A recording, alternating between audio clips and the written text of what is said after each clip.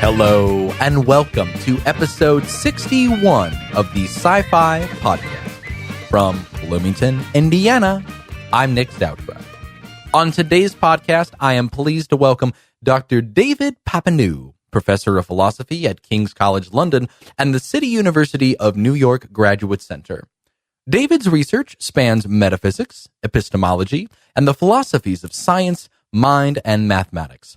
He is one of the originators of the teleosemantic theory of mental representation, a solution to the problem of intentionality which derives the intentional content of our beliefs, that is, what our beliefs are about or are directed toward, from their biological purpose.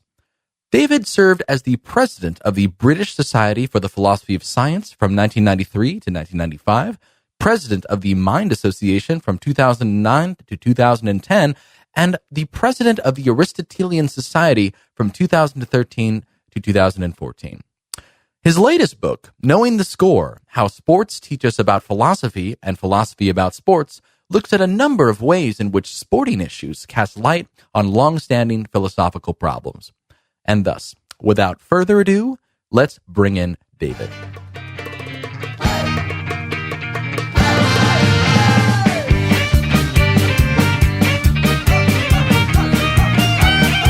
Dr. David Papineau, welcome to the Sci-Fi Podcast. How are you this afternoon? I'm very well, and I'm glad to be on your podcast. I'm very happy to have you, and it's a pleasure to get to meet and chat with you. How are things in England? In fact, I've just got here from the States today. It's a beautiful day, I'm looking forward to a nice weekend. Fantastic. Were you in the States for some vacation or a business trip of sorts? No, I spend the spring semester each year now at the CUNY Graduate Center in New York. Oh, yeah.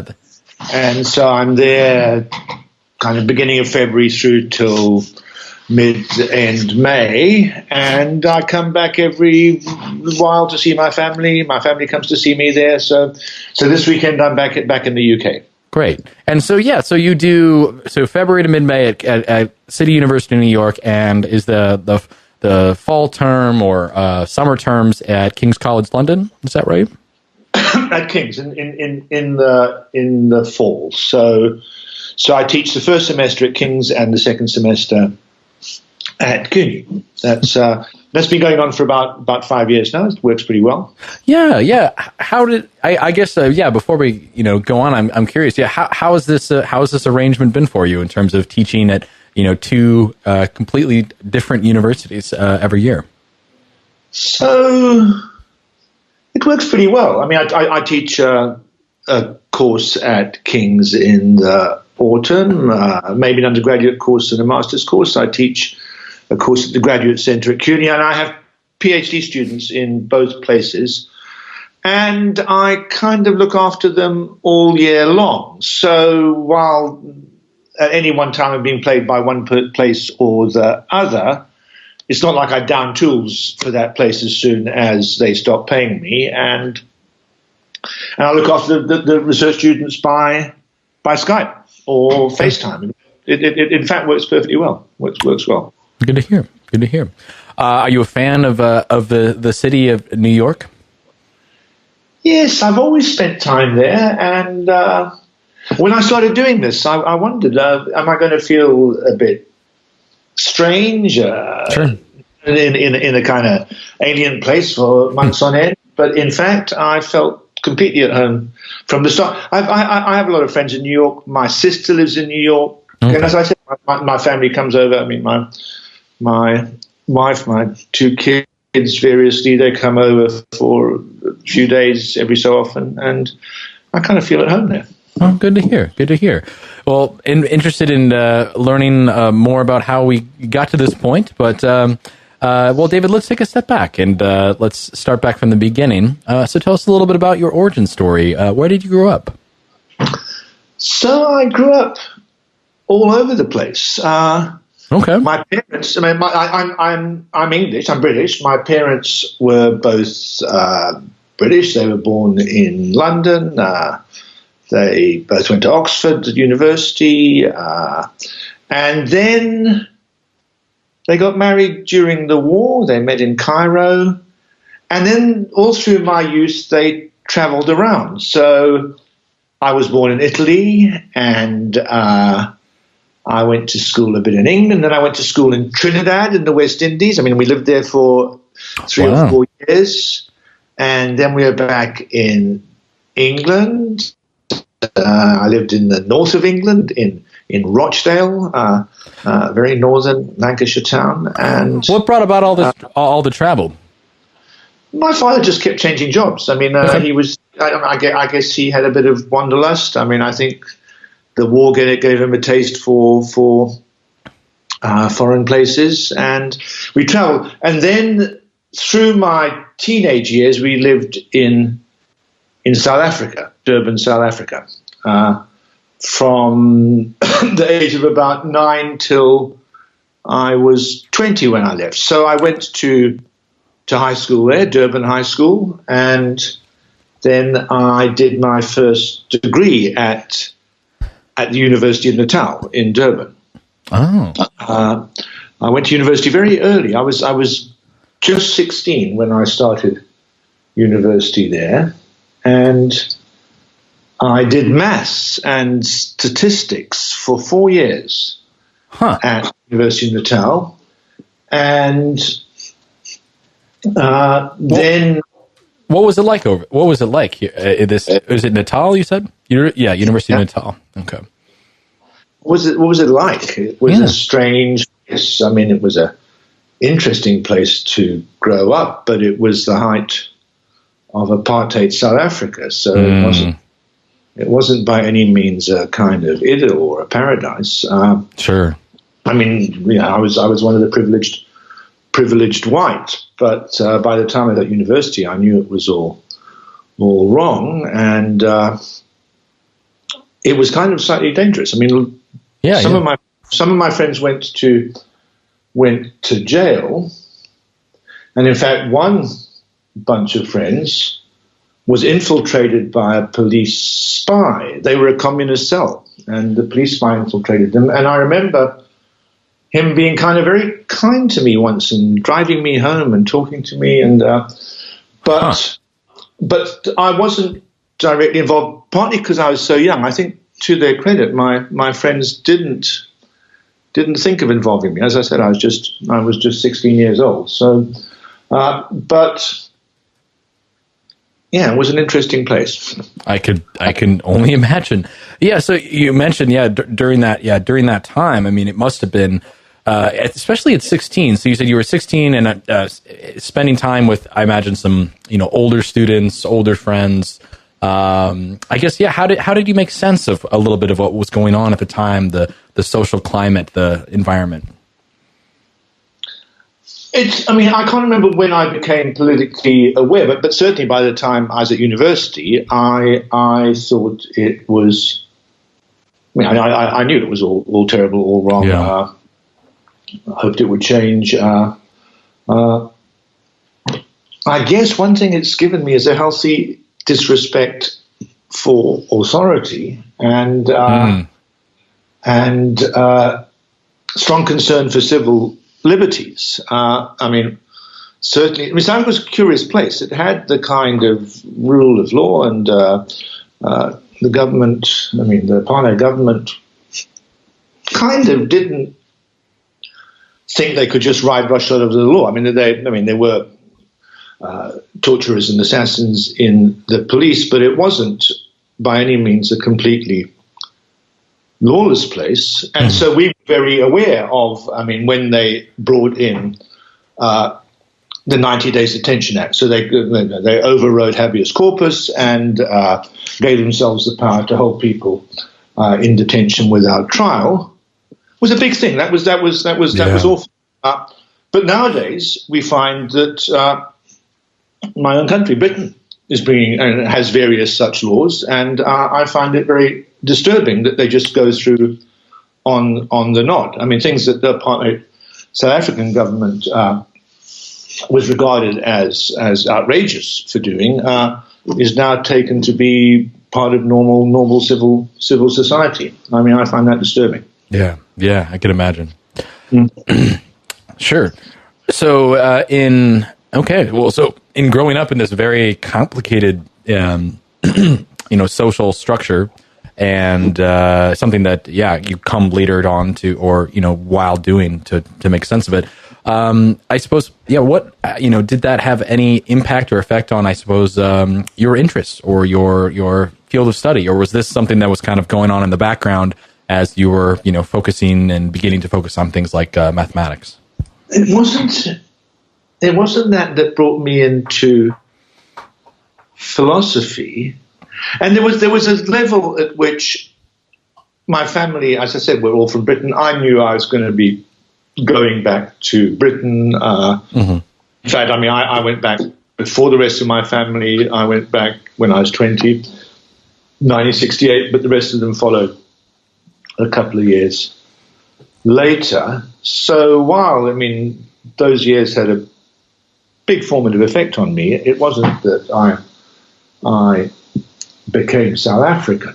So, but because of the political climate, a lot of my friends were reading existentialism and various French philosophy, and they were encouraging me to get interested, and various Marxist theorists, and none of that did much for me, really. I read it, but it didn't kind of go in. And then by chance, my father had done philosophy. He'd done PP, philosophy, politics, and economics at Oxford, and he had a book by A.J. Ayer on his shelves, not Language, Truth, and Logic, The Problem of Knowledge. And I started reading that. And I thought, this is the good stuff, this is for me. And I really found that a natural thing to be interested in. So I'd been doing maths, and I kind of felt, I mean, I wanted to carry on at that stage academically, and I kind of felt I want to do something a bit more, a bit less abstract and dry. I mean, at the time, and for some while, I told myself, I quit doing maths because I wanted to do something more interesting. In retrospect, it wasn't really for me. I mean, I was good at it in the sense that I could understand all the lectures very easily. I could do the problems. I could get top marks in the exams. But I was never going to do research in mathematics. It never in a way that I would start wondering about how this field would, could I prove this? Did this follow from that? I never thought about those kinds of things in my spare time. But then I started reading, my last couple of years, kind of English-speaking analytic philosophy, and also quite a lot of psychology. And I wasn't sure which of those I wanted to do. I started applying to English universities, and in fact, I ended up choosing to go to Cambridge to do philosophy, but partly because there was a kind of psychology option within the philosophy degree. In fact, I ended up not doing it, and I just at that point switched to philosophy. What was drawing you into this psychological space? I think I just wanted to understand things. I wanted to understand how things worked, and so I've always been interested in economics, social science, but the issues there were much more empirical and untractable. I mean, psychology is empirical, but I kind of had the feeling that you could kind of nail things down there, and similarly in philosophy. So it was just general intellectual curiosity that I think took me away from maths and into other subjects. And I mean, there's always question. I mean, is it a matter of chance you've ended up? Yeah. Should you have taken a different turn? But in retrospect, I think I really am a natural philosopher. I mean, not to say I'm not looking about whether I'm good at it, but Sure. I like doing it. I mean, sometimes I think, I'm quite interested in the law, and I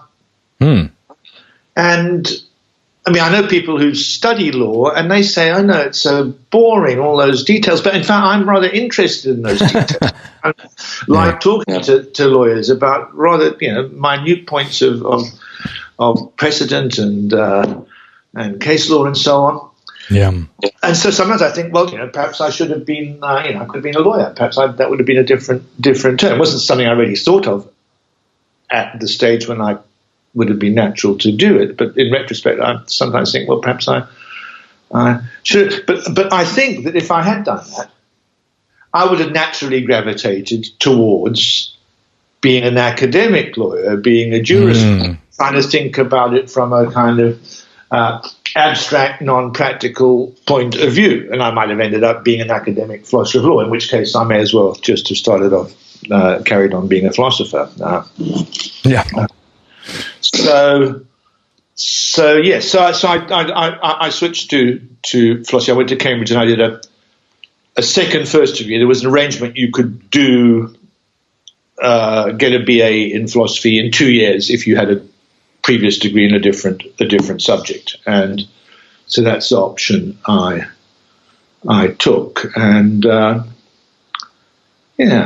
I've been doing it ever since, and I never really had any real doubts that this was a good thing for me to be doing. Fantastic. Okay.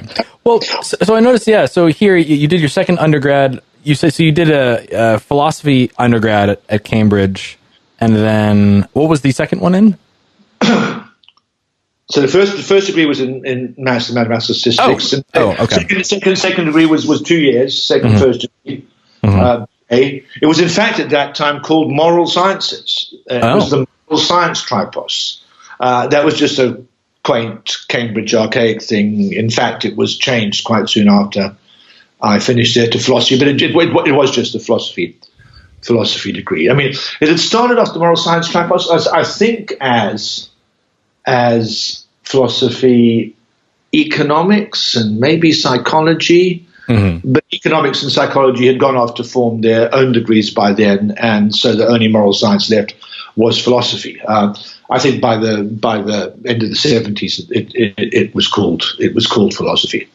So, but that was interesting because at that time there was a curious arrangement in the Cambridge moral science philosophy degree, which is that you had to either do history and ethics and political philosophy, I mean what the Germans call practical philosophy, or you had to do, it wasn't just theoretical philosophy, it was pretty sciencey theoretical philosophy. So the papers I did in my final year, if I can remember, were mathematical logic, philosophical logic, philosophy of mathematics, and philosophy of science. So very logic science oriented option of philosophy. And the setup was that you either had to do those papers or you had to do ethics and history, and no overlap. I mean, it suited me fine, but it was a pretty strange system. And in fact, they changed that too pretty soon. So what brought about then, I guess, the decision then to go on to the PhD with, I see here, a PhD in conceptual change and scientific rationality. So a pretty strong shift and focus toward, I imagine, philosophy of science. So, well, as you can see, I mean, I was already, along with a lot of my peers, focused on philosophy of science in my undergraduate program. In the last year, we were told you do philosophy of science or you do ethics, and I was doing philosophy of science.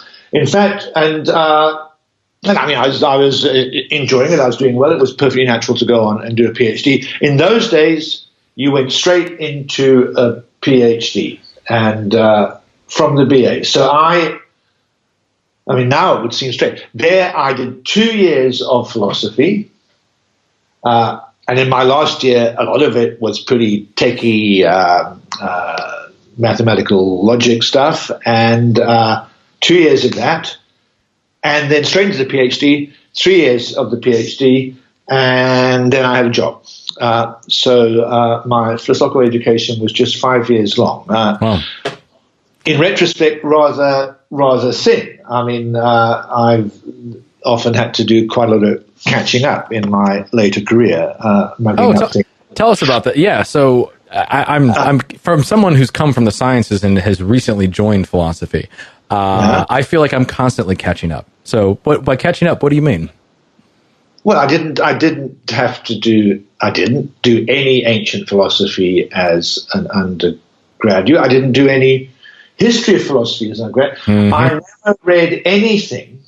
I wasn't required to read anything before Russell on denoting. I think Frege, the Foundations of Arithmetic. But that was as far back as I was required to go. So the huge areas of the history of philosophy, which I mean, I kind of, you need for your general education, for your philosophical bearings. I had to catch up on that, and various parts of what I regard as basic metaphysics. I never really did as a student. So there were just a lot of gaps. I mean, sure. But when I started the PhD, the original idea, I worked with Ian Hacking, but the reason I was going to work with him, because I was going to work on the logic of statistical inference. That was, I don't know if you know this area at all. Well, yes, you. So that was back in the day where, it's strange to me now. I mean, I think back, so we're talking the end of the 60s. So time gets on. I mean, it was quite not that long after Fisher and Neyman and Pearson had set up the kind of methodology of significance tests, and if you ask me, very flawed methodology. And Ian Hacking, who was my supervisor and a wonderful polymath, he started off worrying about logical significance tests, and he pointed out a whole lot of oddities in the way statisticians thought about methodology, incoherences. And I mean, at that time, now and then we looked at Bayesianism as an alternative, but it really wasn't considered a live option. It was considered pretty freaky and kind of fringy. But that's when I started off. I mean, I didn't have any definite ideas either. I mean, that time you went into PhD, I thought, I'll study this a bit, and then something will occur to me. Sure. And in fact, nothing much did occur to me, and I got very interested in Kuhn and Feyerabend. That was all the fashion at the time, and so I ended up doing my PhD on that, on theory dependence observation, incommensurability, and the basic idea. I mean, my first book, Theory and Meaning, was my PhD. Was that I absorbed an awful lot about what Kuhn and Feyerabend said about meaning and observation, but tried to show that there was still room for scientific objectivity. It was a pretty juvenile piece of work, it now seems to me, but I mean, I got into some interesting things. So anyway, and I stayed with Ian Hacking. He remained my supervisor through that period. And so I finished the PhD. Well, after 3 years, my funding ran out. Sure. And and I needed a job. The job I got was in a sociology department. Really? Yeah, at the University of Reading, and it was perfectly respectable, middle-ranked British university, and it was a very interesting sociology department. The professor was a man called Stanislav Andrzejewski, who was a Pole. He'd been a Polish officer in the war. He had lots of interesting stories. He was from the logical empiricist Polish tradition and was interested in sociology, but was very much for him a kind of comparative business. You try to formulate laws, you see if they applied across different societies, you use Mill's methods of agreement and difference, and he thought there should be a philosopher hired in the sociology department to teach the students that kind of methodological thing. In fact, I taught them a lot of Kuhn and Feyerabend and so on, but he was a fine fellow. He had lots of interesting stories. He said that he was with the Polish army when the Russians captured them, and he saw the wind was blowing, and he took the stripes off his sleeves and mixed in with the ranks, and the rest of his officer colleagues were all taken off to Katyn. And but he hired that department a lot of East European emigres and refugees. So it was a terribly interesting department. We had people who around the time of the war had been in Poland and Yugoslavia and Czechoslovakia, and had a kind of range of knowledge which wasn't normal in 1970s Britain. And it was very educational for me. I learned a lot of social science. I learned a lot of stuff I hadn't known before. Yeah. How was getting introduced to all these, very interesting people and this new discipline? Did this impact your work at all in terms of in the philosophy that you were doing? Did you start adopting, these other social science methods or applying philosophy in a different way? Not hugely. I mean, I became more educated. I became quite educated. I mean, the classic founding fathers of sociology, Durkheim, Weber, Marx. I mean, I got to know a lot about them. I'm not sure that's fed directly into my philosophical work, but it's certainly a big part of my worldview. I thought a lot about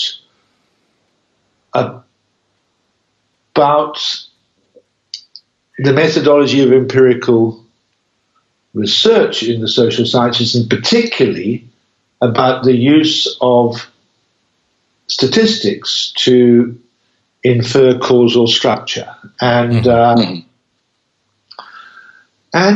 worked on that quite a lot. I've always been interested in that. I'm still hoping to rectify this, but I haven't ever written as much about it as I would have liked to. But that's now become a mainstream approach to causation in the philosophy of science and in practical disciplines as well. But back then it was something peculiar to sociometricians and econometricians, and philosophers just weren't interested. I mean, they were all doing David Lewis counterfactual analyses of causation. And I tried a few times, and I was saying, look, here's this really interesting thing. If you have a correlation and it's screened off by some other variable, then that shows you that the other variable is the common cause of the two originally correlated things. And where's the theory of causation that explains why that works? And that wasn't something philosophers could really get to grips with much. I mean, later on there were probabilistic theories of causation, SUPIs, which were in that ballpark, but it's become much more mainstream now. But anyway, I'm digressing. So we were back with the Department of Sociology. I mean, what I did is I lectured on the philosophy of social sciences, and that was a time when it was a kind of well-defined subject with a canonical set of problems, and I gave my lectures for 4 years, and then my second book was a version of those lectures. It was called For Science in the Social Sciences. It was a kind of what in those times was called a kind of defense of positivism that I wanted the social sciences to adopt.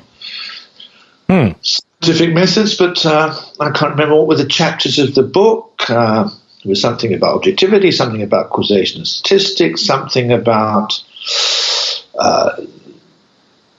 the role. Embarrassingly, there was a chapter called Men and History, which is about, do individuals make a difference to the course of history? And somebody said to me a decade or so ago, what do you think you were doing? Right. Men and history. And I said, well, truth is that most people talk like that then. It's kind of embarrassing in retrospect, but it wasn't like I was at all out of line with general enlightened ways of talking about these matters. Sure.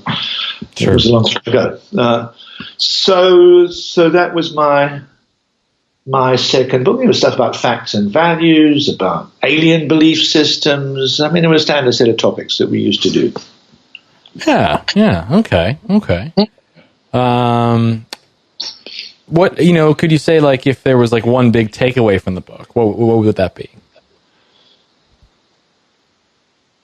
Not sure there was. I mean, the perhaps the most original bit was the stuff about causation and statistics and the use of statistics to derive causal conclusions, which, as I said, was not something that was at the center of philosophical thinking about causation at all. And I wrote a few papers based on that, but I didn't go as far with it as I now wish I could have. And I'm hoping to go back to that in a year or two and try and write some stuff and maybe a book on the connection between causation and statistics. So that's kind of what I've taken away from that. Fair enough. Mostly. Yeah. I mean, and also there was the issue of holism and individualism in the social sciences, which was very much like the issue that we have in philosophy of mind between physicalism and dualism. I mean, there was a view, the Durkheimian view, that there were social facts, and Durkheimians talked about social facts very realistically as something ontologically distinct from facts about individuals that controlled them, and it's a kind of weird metaphysical view, but some people used to take that seriously in those days, and it was very analogous to dualism in philosophy of mind, which in addition to the brain processes, you have extra conscious facts, perhaps making a difference to what goes on in the brain. And it's interesting, I kind of analysed this and argued against the Durkheimian sociological dualism, using pretty much the same kind of arguments that people use in the philosophy of mind to argue against kind of Cartesian dualism nowadays, namely that you're already explaining everything in the mind-brain case in terms of brain processes. If you bring in some extra stuff, there's going to be no causal work left for it to do. And I use just the same argument against Durkheimian Durkheimian dualism. You can explain everything in terms of what individuals and groups of individuals in interaction are doing. And once you've done that, there's nothing left for these supposed Durkheimian social facts to explain. So that was kind of interesting. Yeah, absolutely. Yeah. So I know. I mean, you obviously you have quite a varied career. What came next in your academic research and your stuff? Yeah. So we were working in the sociology department. What eventually got you back into the philosophy department?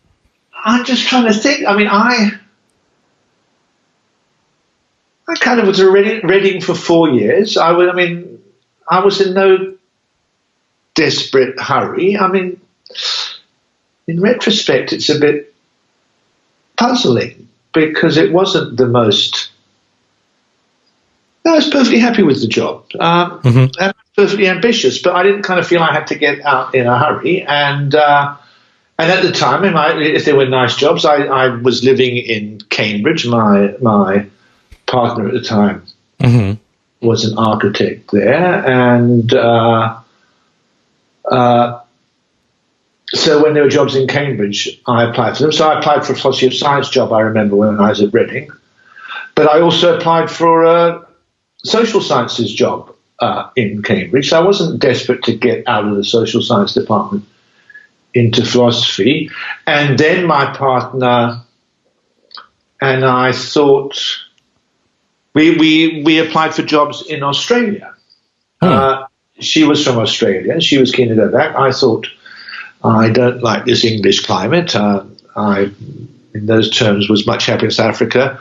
Let's go to Australia. So I got a job in Sydney, Australia, at Macquarie University, in the Department of Philosophy there. And I moved back more into mainstream philosophy at that point. And was a good place to be doing philosophy. Sydney Philosophy Department was a great force then, with David Armstrong and David Stove and Michael Devitt, who is, I saw quite a lot of him when I was in Sydney. So that was for 3-4 years around 1980. 77 to 80, and Michael's still my colleague. He's my colleague in New York at CUNY now. So we've had quite a lot to do with each other over the years. But I was just there for 3-4 years. I hadn't realized how British I was until I went there. No, because I'd lived in South Africa, and then I went Britain, and I didn't find that particularly disturbing or difficult. So I thought, well, I'll just go to Australia, and that will be the same. But it kind of didn't feel the same for me. I felt that I was in a faraway place, and I mean, it's a wonderful place to live, wonderful place to work, and I've always regretted that I felt like that because. In many ways, Sydney is the most delightful city in the world, and if I'd felt at home there, I would have enjoyed that. But sure. But I was keen to go back to Britain at that stage, or North America. But I got a job in Cambridge again, in the Department of History and Philosophy of Science in Cambridge. A very distinguished department, still very distinguished, in Free School Lane. Yeah. And I was there for 10 years. What did you feel? Curious. Yeah, for the long time, sort of your first real. I mean, you several other great positions at these other universities. What did you feel like you accomplished there in the HPS department? At Cambridge from 81 to 90, and as well was there, it was the history and philosophy of science department. So was there any history going on then in terms of your work, or you're being influenced by that? I got educated. I mean, I educated myself. So I said there were gaps in my philosophical education, but one of the courses I was given to teach was the history of the philosophy of science. And so I didn't really do Galileo for some reason. I started with Descartes. I did Descartes and Newton and Locke and Hume and Berkeley and Whewell and some Kant and I just read the text and a few secondary sources and tried to make sense of it all. I mean, that was, in retrospect, pretty amazing thing to do. I mean, I didn't really have any training, and this was Cambridge University lectures, but in fact, I learnt a lot. I think I understand those periods pretty well. I mean, so that was great for me. That was good for my education. But mostly what I did in those years was figure out how to be a realist. And so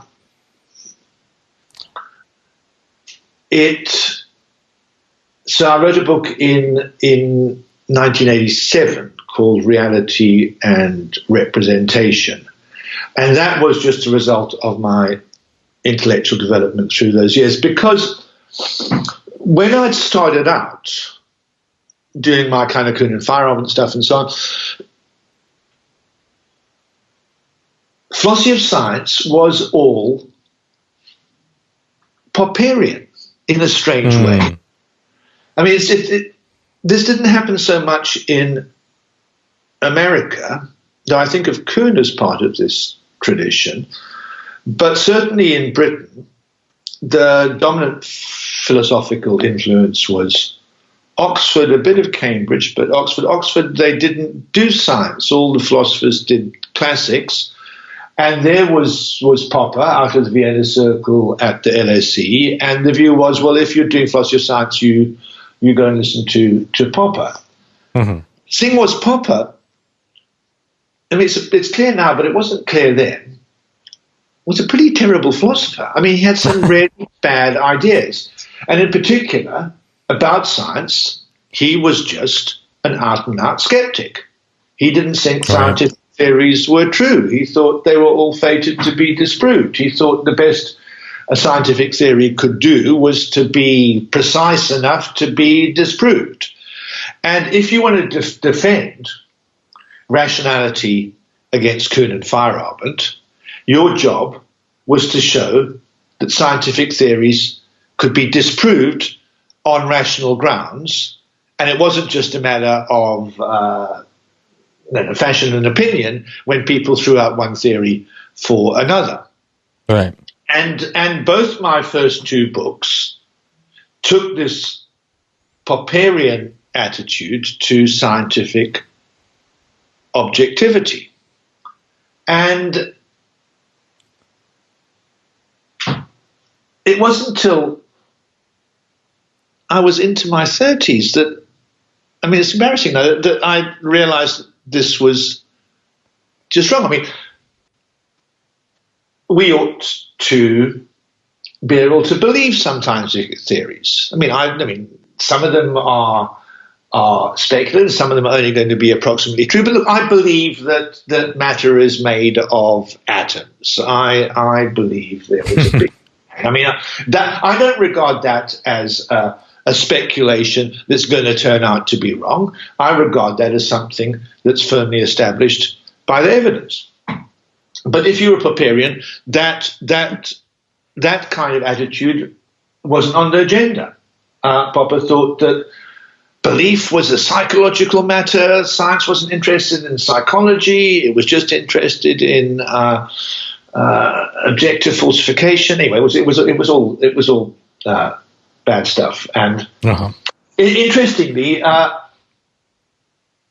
I'd been softened up for this kind of freeing myself from Popper by David Stove in Australia, in Sydney. He'd given some lectures called For Irrationalists, Popper, and after he wrote a book about it, very scurrilous, very funny man. And And he said, look, Popper's got ridiculous views. He doesn't think that science discovers anything. How can anybody take this man seriously? And I remember going to the lectures and thinking, isn't he missing the point? And I mean, there's some bad bits about Popper, but basically he's onto something good. And after I thought about it for a bit, I thought, no, the man is completely right. Has exposed the emperor as having no clothes. And I've always resented that I wrote 2 books under Popper's influence and I wasn't able to see for myself how silly it was. So that was one thing, was to defend scientific realism against the skeptics. And then we know this kind of, Bas van Fransen is a skeptic about unobservable reality. So that was one side of it. Mm-hmm. But there was another kind of anti-realism that I was arguing against in that book, which is the kind of neo-idealist brand of anti-realism, which doesn't deny science, but defends it by saying it's not really trying to make claims about an independent reality. The true theory is just theory we're led to by ideal rationality in the long run. So various kinds of epistemic theories of truth that made truth too easy, it seemed to me. So I was arguing for real realism against two foes, the kind of neo-idealists who said truth cannot be beyond what we're capable of verifying on the one hand, and the skeptics who said, look, there is an independent fact of the matter about whether our theories are true, and we can't know whether they're true. So I and at the time, these issues all seemed pretty clear-cut, and I guess most kind of down-to-earth philosophers agree with the line I've just articulated. But certainly for me, in the 80s, it wasn't at all clear-cut. In fact, I mean, as I said, there was Popper and van Fransen on one side, and on the neo-idealist side, there was a huge range of influences, including Michael Dummett, Donald Davidson, Hilary Putnam. They all had various kinds of epistemic theories of truth and meaning, and I wanted to argue against them too. So it took me quite a lot of time to figure these matters out, and that was the book I wrote in 87. Mm-hmm. Okay, so sounds like a lot was going on, and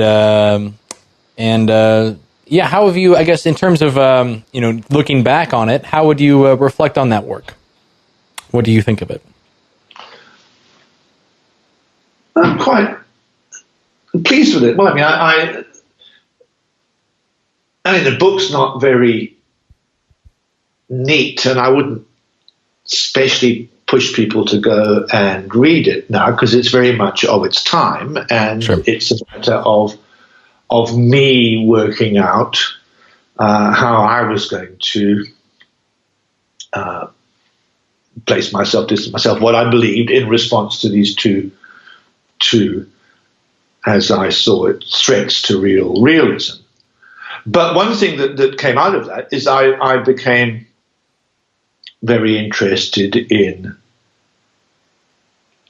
representation, the phenomenon of representation, mental representation, scientific representation, and I thought a lot about that, and it was a time when there was a lot of work in philosophy of mind, computationalism that was struggling with notions of representation, and I was involved in thinking about that and about Davidson's approach to representation, and I was drawn towards thinking about representation as a biological phenomenon. Yeah. And I started thinking about what's now come to be known as teleosemantics, and that came out of this, and that for me is the right way to see why what it is for us the thought or a statement to be true is nothing to do with the procedures by which we establish the statement. First,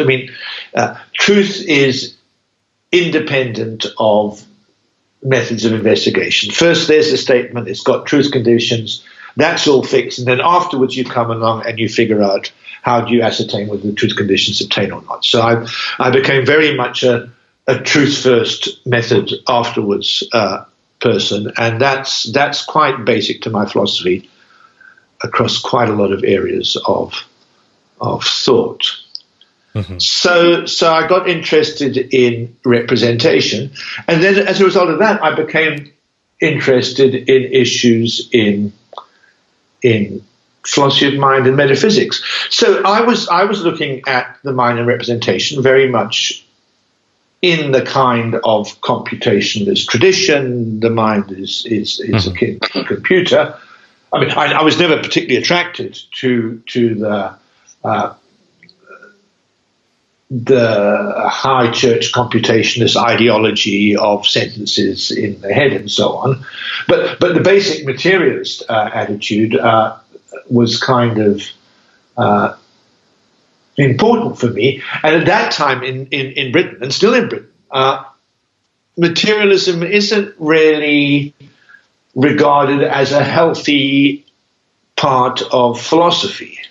Mm-hmm. It's somehow seen as a kind of a bit vulgar. It shouldn't make any difference to philosophy. And is there really an issue of physicalism? And I felt there was. And I started arguing against my British colleagues, looking for arguments to convince them they had to be physicalists. So I became very interested in general issues of physicalism and associated metaphysics.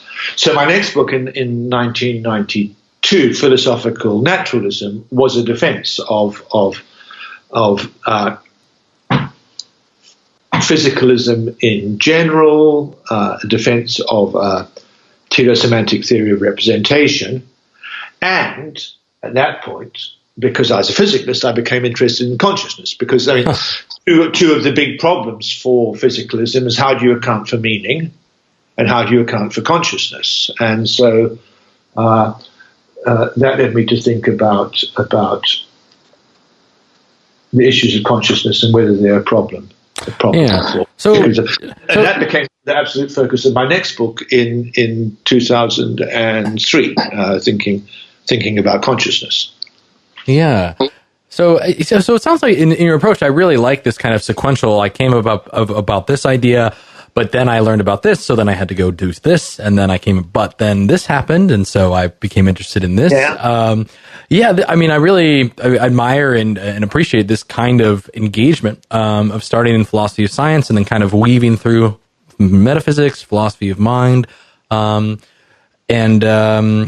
guess is in terms of your process for doing philosophy, is this kind of sort of the way in which you've kind of learned to do things? Is kind of just follow the questions, follow your nose, so to speak? So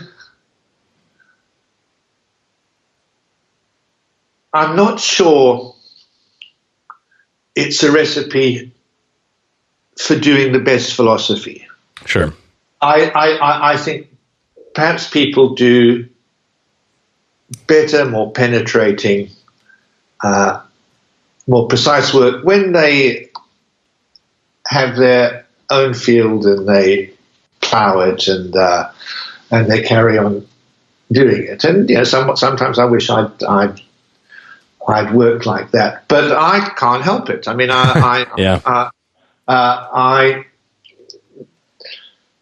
I like to have philosophical views about anything, and that's not the real motivation. What happens is you're working on one philosophical problem, and then you realize that you need to have some views about a related topic, and you can get interested in that. So, as I said, consciousness.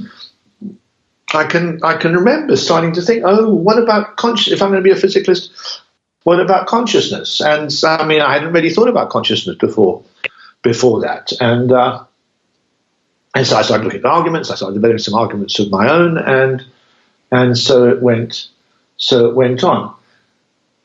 Having said that, you can do good philosophy just sticking to one topic. I'm not sure that's a healthy attitude. But sometimes, I've got to evaluate young philosophers in various contexts in my jobs, and sometimes you can have somebody who's kind of, pretty good, got some good papers, but I think not enough problems. Not enough problems. I mean, I don't especially warm to philosophers who, they've been working for 10 years and all their papers have just been on one topic. I'd like to see people who have views about a number of different topics. Sure. Well, so perhaps before we get into some of your current work, you could, reflect on if there is one collection of work or sort of area over your career that perhaps has been the most influential on your thinking and or has been the most influential on the field as a whole. What might that be? And could you tell us a little bit about it? Well, that's difficult. So I think we're thinking about representation, about teleosemantics. And if we have to draw back to perhaps a topic or something, just to fill us in a little bit more about it, that's totally fine too. So, the person who's done most work on teleosemantics is Ruth Millikan, and she's a very powerful philosopher, and I've learned a lot from her. I mean, not especially about teleosemantics, but about her general metaphysical vision of the world. But still, I've been more interested in representation in the context of thinking about scientific realism. And so I'm pleased about what I did with that. But more recently, that was back in the 80s, early 90s. More recently, I've been working on physicalism and consciousness. And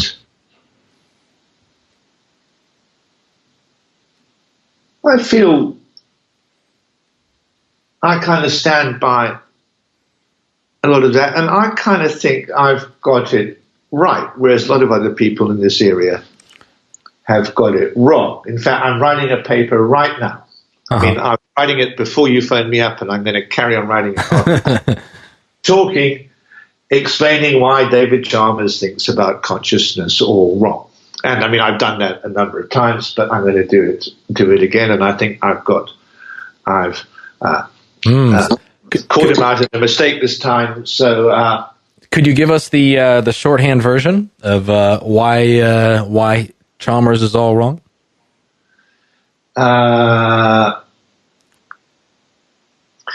If you would not like to reveal it. So he. What I'm saying is that he conflates the fact that everybody finds consciousness puzzling, which I think is just because something forces people to resist materialism and think in dualistic terms. It's just a kind of intuition of dualism. Mm-hmm. He alludes to that a lot and talks about it, but he conflates it with some rather obscure and complicated semantic issues about the relation between the way we talk about consciousness and talk about the brain, and I think that's a completely different thing. Now, the paper that he's just written, called "The Meta Problem of Consciousness," focuses specifically on the fact that people intuitively think in dualistic terms, but he still seems to think that that's something to do with his complicated two-dimensional semantics and the difficulty of deriving conscious claims from physical claims. And I think he's been pushing that for 30 years, been very influential, and I think it's all a bad mistake. So and I've been pushing that line for a long time. Right. So yes. So you've been pushing the line for a while. Is there anything you hope to, further accomplish in this new paper? Is this going to be something that just kind of clearly articulates this view, or responds to a new, this new paper by Chalmers? No,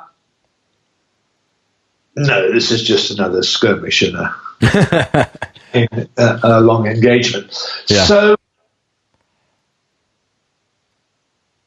I have a strange relationship to epistemology. So I used to think of myself as doing epistemology. My first book was about scientific objectivity and how is it possible to get at scientific knowledge. So I explained, for Papinian reasons, I wasn't thinking about scientific knowledge the right way. And but I've stopped calling myself an epistemologist because of the weird turn that subject area has taken. It's kind of gone away from any issues to do with how should we think, what method should we use to get at the truth, and does this rather strange thing, which is, analyzing the concept of knowledge. Well, that went on in the 60s and 70s, and everybody thought that was a bit ridiculous. But strangely, epistemologists are still doing something very similar. They spend a lot of time trying to lay out the geography of our intuitive notions of knowledge, evidence, justification, and so on. Right. And the fact, and I've kind of said, look, well, I don't really believe in this subject. I can't see what these people are doing, so I'm not an epistemologist. But nevertheless, from time to time, I've written papers kind of sniping at this business from the side, saying, I don't really understand what you're doing. I don't see what kind of normativity is involved here. And I've just written a paper which is a head-on attack on the concept of knowledge. I've thought this for a long time, but I've never really had a good way of arguing it. But I think I've now got a way of arguing. I started the paper by saying that the concept of knowledge, it's a Bertrand Russell joke about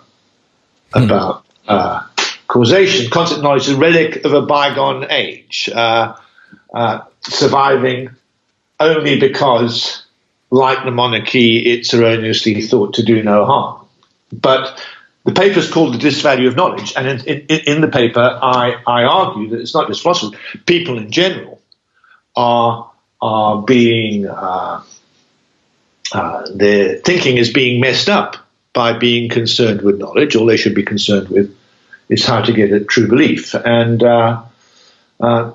that's a paper I got quite excited about over the last few months. So that's something else I'm pleased with. Mm-hmm. But what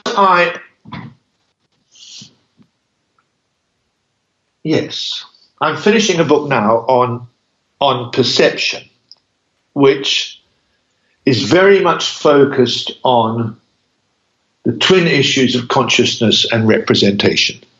And standard view in philosophy of perception is representationalist view of perception, and I didn't used to think about perception very much. I only started thinking about it the last half dozen years, maybe a bit longer.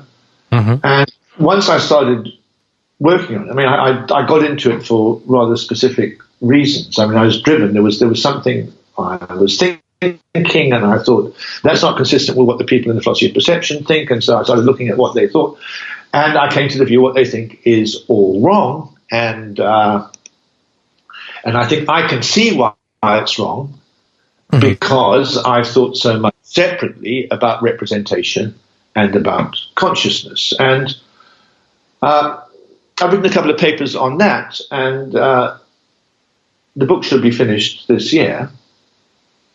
That should be pretty good stuff. Okay.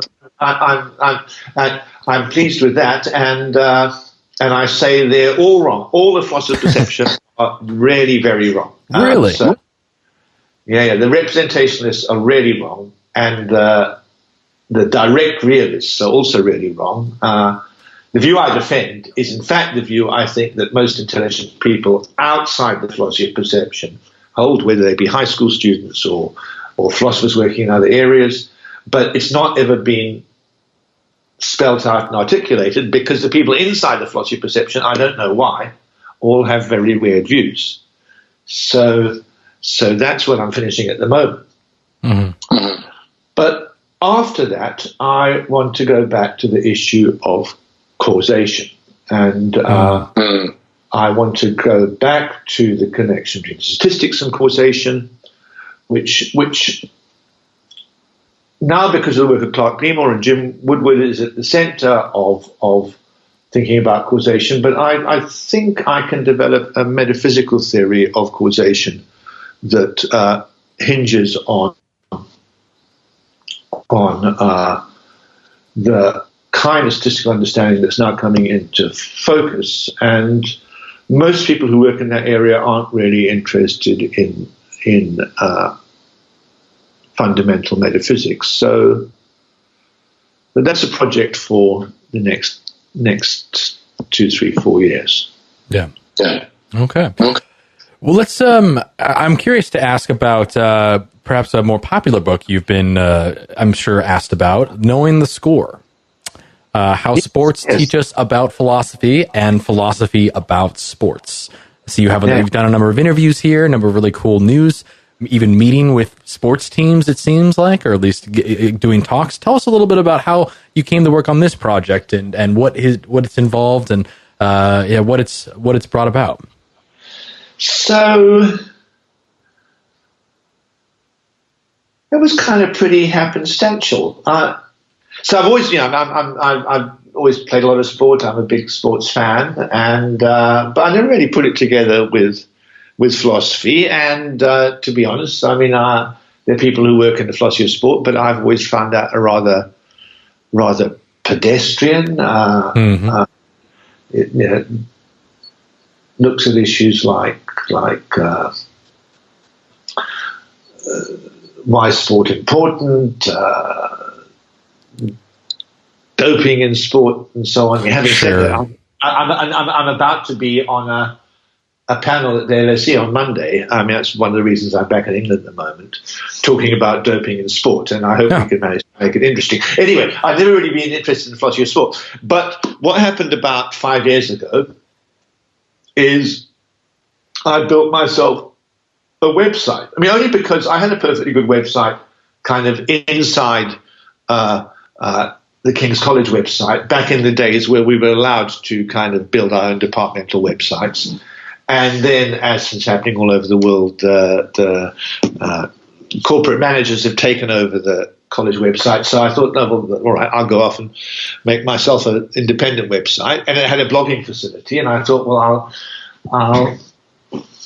I'll blog about something. And my wife, who's a journalist, she said, look, if you're going to blog, you're going to have a niche. You can't just give the world your thoughts about Brexit and climate warming and where you're going for dinner and so on. It's not going to be interesting. Nobody's going to listen. You've got to have something that's peculiar to your blog. And I thought, well, I had been thinking about how did I get into it. It was partly because I had a student working on Liebert, and the idea that consciousness does not control our actions. So I kind of got interested in how far does consciousness control our actions and how far doesn't it? And I got rather interested in the context of thinking about that, about sporting examples, because they're cases of very complex, sophisticated, skilled actions where consciousness can't possibly be playing any role because they happen so fast. And that, a baseball batter hitting a baseball or a cricketer hitting a cricket ball. And so I got very interested in skills in the context of sport. And I felt I could show some things relevant to the general philosophy of action and skills by appealing to the sporting examples that I knew about. Mm-hmm. So my first blog post was just about that. I think it was called Choking and the Yips. It was about distinguishing choking from the yips. It's two kinds of mental failure that sportsmen and women can succumb to, and but I thought I had this interesting thing to say, and it was a combination of philosophy and sport, and I thought a lot of people should be interested, because a lot of people are interested in philosophy, a lot of people are interested in sport.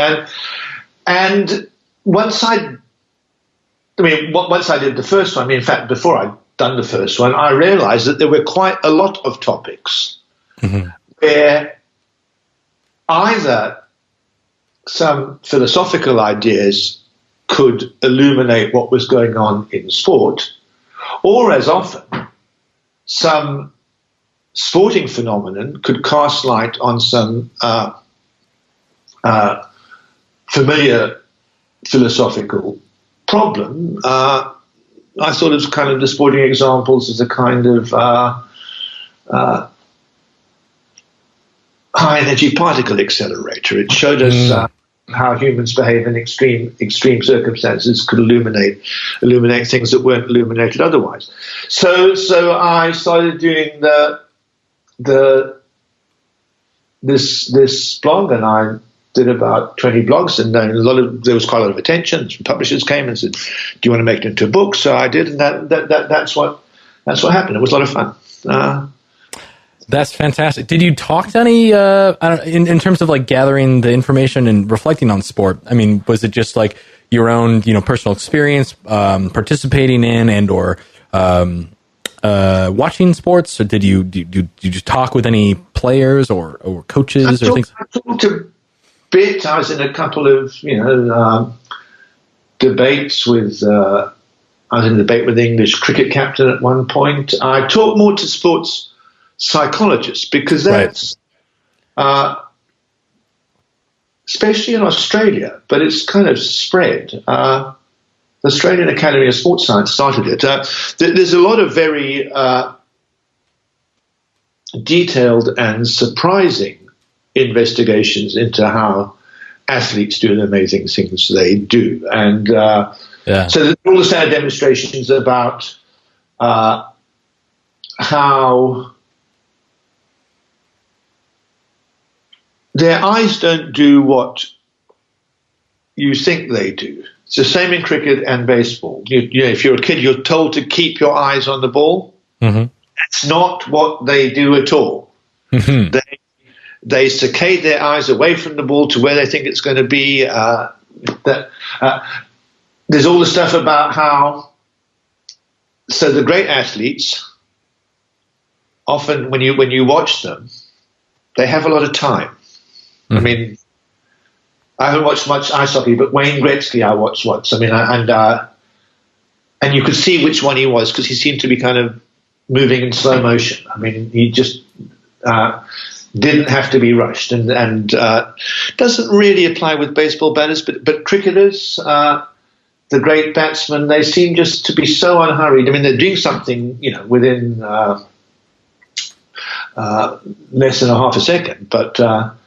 And it emerges, the reason is because they know where the ball's going to go long before the pitcher or the opponent releases it or hits it, because they can tell from the angle of their wrist and the turn of their shoulders exactly what the other person's going to do. So it's all anticipation. So the sports scientists have been developing that for some years, and that was quite influential for me in writing the book, in parts of it. But it ranges over a number of things. It doesn't just range over fast sporting skills. It ranges over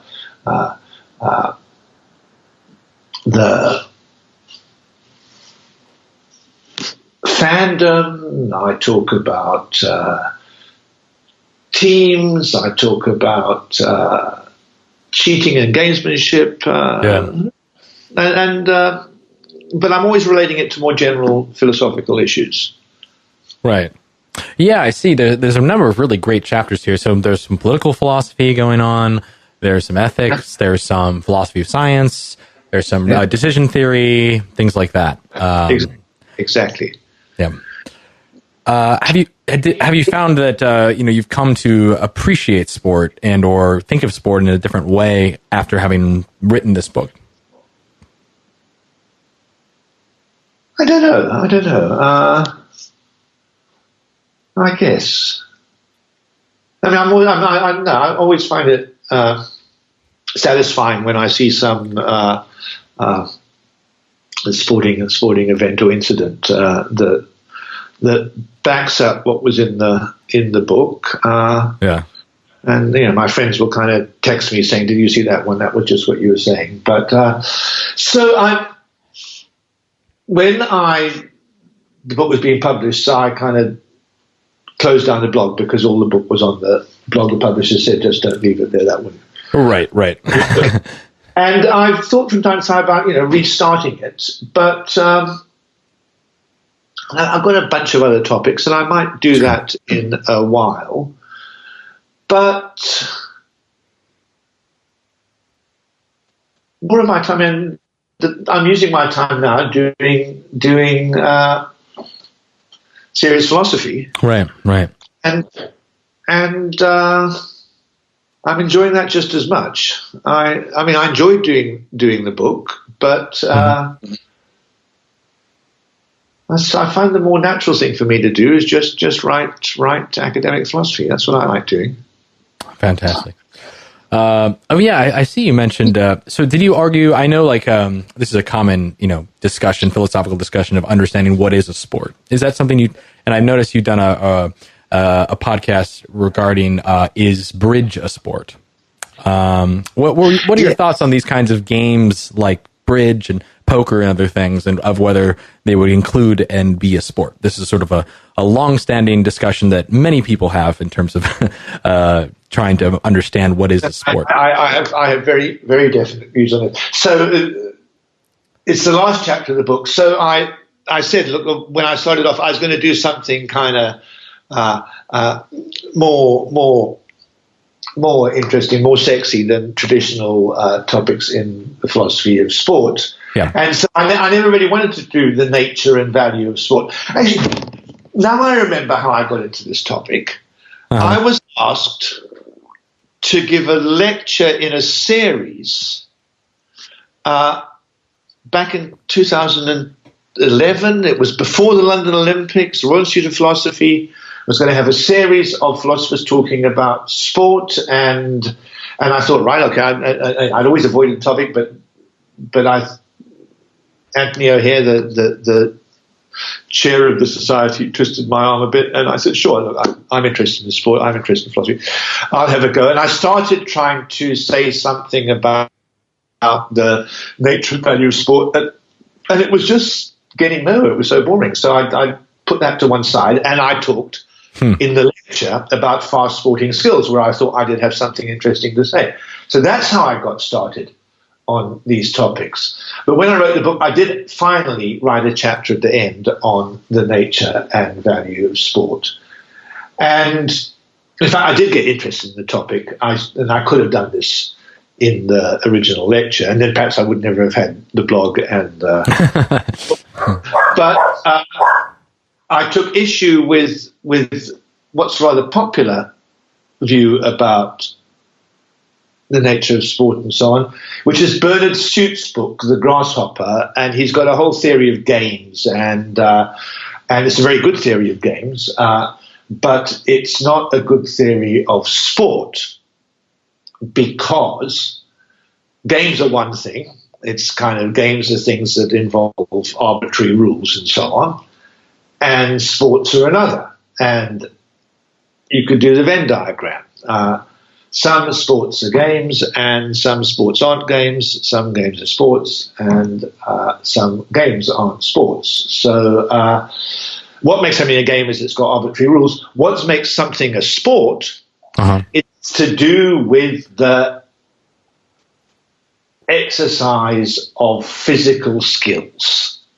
Sports all to do with physical skills. Physical skills are things that people care about, they enjoy them, they value them. It's very natural to human beings to develop and take pride in your physical skills, and I think that's what sports are all about. And I think it fits all the cases pretty well. A sport is any activity that's devoted to the exercise of physical skills for their own sake. Right. So, because you have something, you have bridge and poker. I've played a lot of both bridge and poker, and very worthwhile and admirable pastimes involving high degrees of skill. Sure. But they aren't physical skill. There's no way that bridge involves physical skill. So same with chess. And there's an easy way to demonstrate it. You could play bridge, and if, say, you were paralyzed or something, you could get somebody else to play the cards for you, and it would still be you playing. But if there's a sport, however unathletic it might seem, I think darts is a sport. I think snooker is a sport. I think archery is a sport. I mean, they're not very athletic physical skills, but they're physical skills, and it doesn't make sense for somebody else to throw the darts for you. Then it's not you playing anymore. So it's perfectly clear. Bridge is not a sport. Yeah, it is true that these other particular activities allow for additional. Well, I like this. I like the example of you could get somebody. You could be accommodated to play in some other kind of way. But I mean, at the same time, there is so perhaps in making sense of then. So certain, I know like competitive chess. I don't play chess competitively, but I've studied it. I've followed it. That sometimes matches can go for 5, 7, 10 hours. And that the best chess champions do have like a physical exercise regimen outside of the game in order to prepare them for being mentally focused and prepared. So, sitting down with a friend to play chess, of course, that's fine. But the true tournament players require some physical skill. But it's more of on the physical skill toward preparing themselves to play the game as opposed to developing a physical skill. I see maybe like a reason to want to separate that from something like, cricket or something. I haven't really. That might put pressure on my definition because of course many sports. I'd say probably all sports involve some element of mental skill. I mean, you need certain mental powers to be a competitive athlete. So when the bridge and chess involves some element of physical skill, well, maybe more competitive chess, competitive bridge, things like that. Have you heard of chess boxing? No. It started off as a performance art joke, but it's kind of. I mean, I don't think it's ever really going to take off because it's so weird. But this is so funny.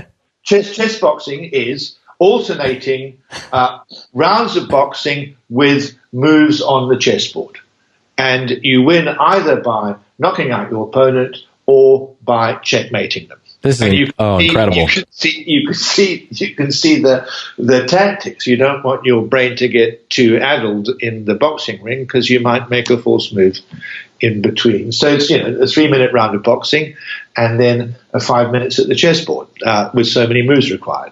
And I mean there are tournaments. You look it up. I have to watch. This is incredible. Yeah, no, I have some fans who are fans of chess and as well as fans of boxing, and this is an incredible sport. I will certainly be watching this video after our interview concludes. Great.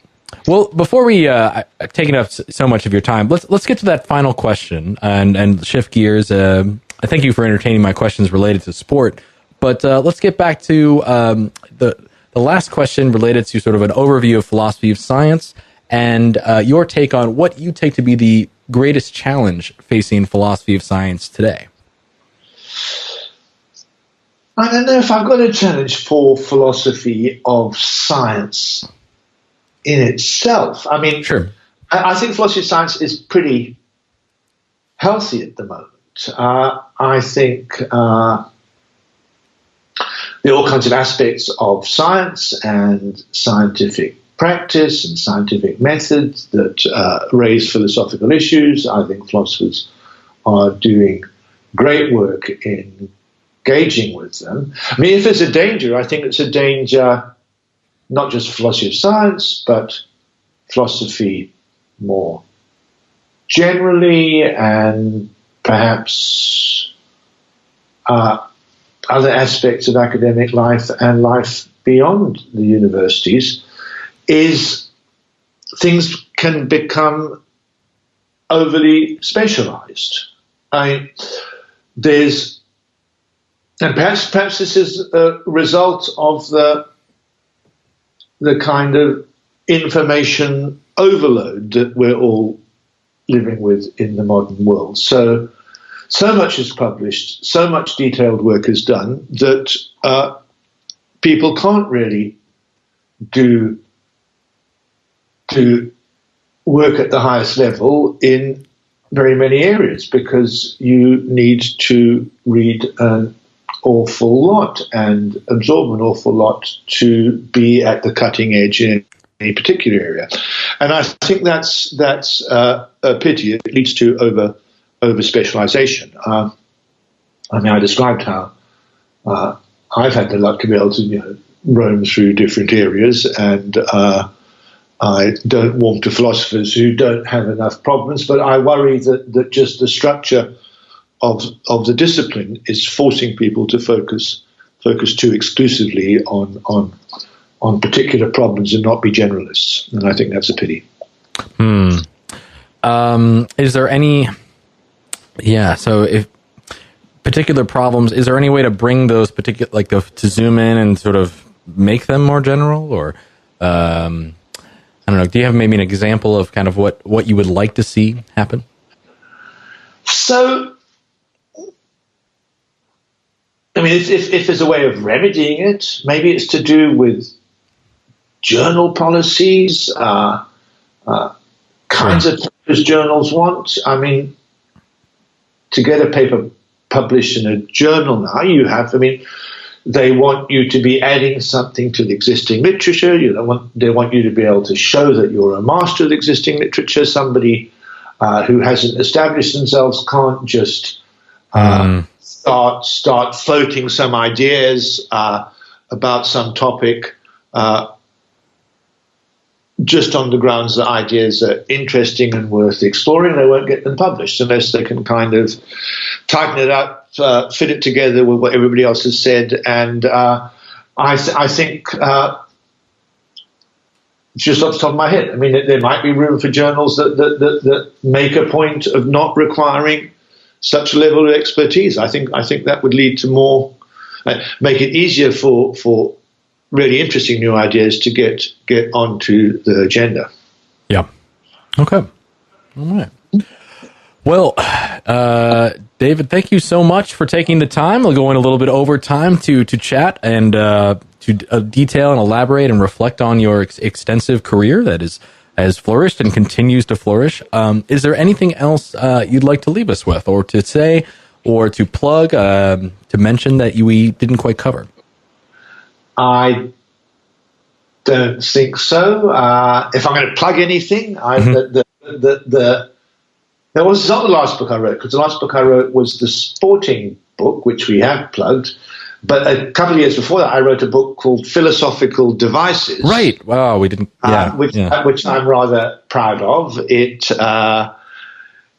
does set theory up to generalized continuum hypothesis. It does analytic a priori and necessary. It does probability theory and correlation and causation, and it does meta-logic, including Gödel's theorem, all in about 40,000 words. Wow. And it's designed to introduce people who don't have the time or commitment to go through all the details of these technical areas to the interesting results in them. So you asked me to plug something. I'm always keen to plug that. I think it's a very handy book. But as to anything else, I think we've covered an awful lot of ground. I don't think there's anything that occurs to me that we left out. Okay. Well, thank you once again for taking the time this afternoon.